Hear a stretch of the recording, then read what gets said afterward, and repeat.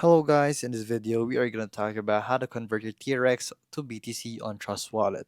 So we have made a video in the past on how to convert BTC to TRX. Now it's going to be the other way around.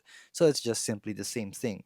We go and swap right here and then we already have it basically. So you will have to choose between your networks which BTC you have in which network and then or the TRX in which network you have it and then swap it basically. So you will have to search for both.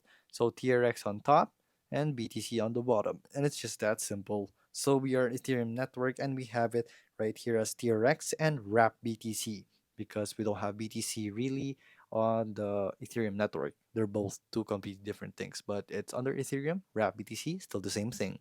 So as you can see right here, 72953 TRX is equal to around 0.196972, or just change code right here 0.19700,344 Bitcoin. So there you go, guys. So now you can swap it right here to your desired amount and then review the code. And then if you're satisfied, just press swap right here in the button where it says inefficient balance and you'll be on your way. And if this video is helpful, please hit the like button and don't forget to subscribe.